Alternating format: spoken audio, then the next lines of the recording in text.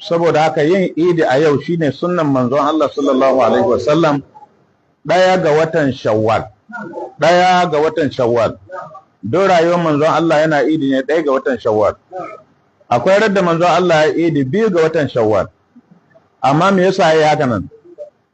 Labarin ganin wata abba zo ga manzon Allah ba sai da rana. Kun san manzon Allah bai ruhe kofa ganin wata shi,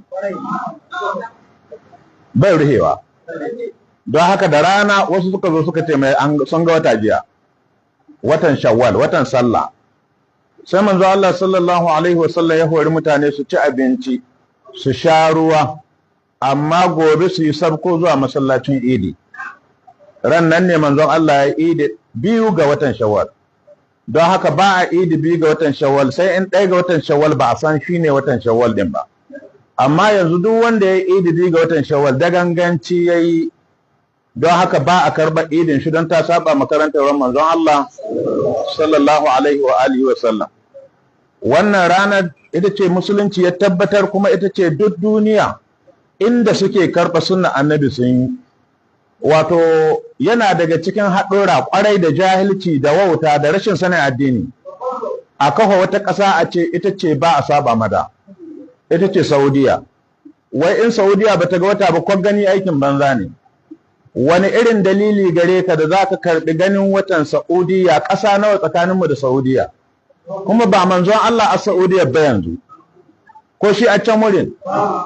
To ƙasa nawa tsakaninmu da Saudiya, amma ga mu makwabta in kuwa an kai daga Nijar ana ji Najeriya. Kuma a musulunci ƙasa guda ce, Yahuda sun karaba, Turawa sun karaba. Mutumin da zai tashi daga nan ya tafi Maiduguri, da wanda zai tashi ya tafi Kwanni, wahita mai nisa tsakani da Allah.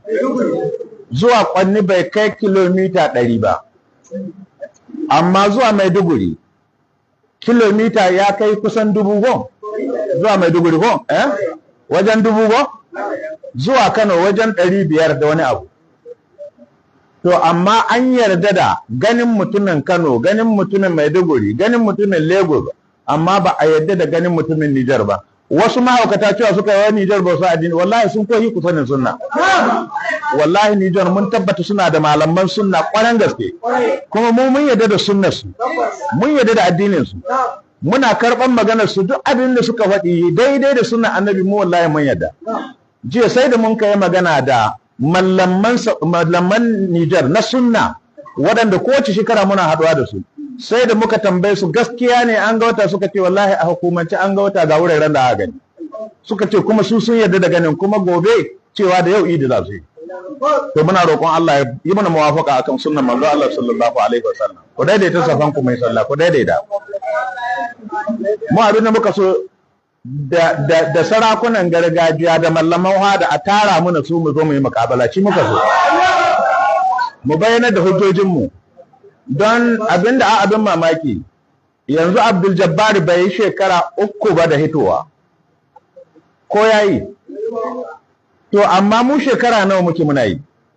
Amma mallamai suka yo ca sai an yi muƙabala da Abdul Jabbar, an kai zamna an kai muƙabala da shi, saboda shi ana ganin biskin ne mai sauƙin tauna. Mu ko ana ganin mu ƙashin kura ne mai wuyar tauna. Wallahi ba mu taunawa mu. Shi yasa ɗaya mallamai ba su yi halamniya a kan cewa a yi muƙabala da mu ba. In ko suna zuciya ga hili ga mai doki, a hito a yi muƙabala da mu. Wallahi a kwashi kunya.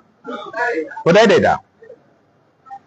Duk wani azumi da za ka yi, in na nafila ne ya yi daidai da asabar, to kada ka yi. Misali, ka saba yin azumin bawan Allah, annabin Allah Dawud, kamar yadda ya zo cikin Bukhari da Muslim.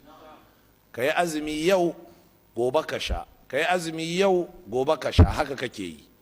To sai ya daidai da ka yi azumi ranar Alhamis, ka sha Juma'a, to za ka tashi Asabar da azumi. Azumin wanne iri ne? Nafila ne. Sai ka ji annabi ya ce maka la tasumu yawmas sabti illa fi maftirida alaikum. Ranar Asabar ce kar ka sake kai, don haka sai ka tsallake Asabar din sai ka yi Lahadi. Idan kai Lahadi, me zai biyo baya? Kaga alamar ya canza kenan. Sai kuma ka koma yanzu Lahadi kayi azumi, to Litinin sai ka sha, a talata sai kai azumi, an fahimta? Laraba sai ka sha, alhamis sai kai azumi, ina fata an gane, juma'a sai ka sha, sai asabar gata ta sake faduwa sai ka sake tsallake ta, haka za ka yi. Kamar yadda ka saba yin azumi litinin alhamis, ana nan sai ranar sallah ta daidai da litinin, to haram ne ka yi. Shi ne gashi kyakkyawan misali ne, ranar sallah haramun ne yin azumi ranar sallah,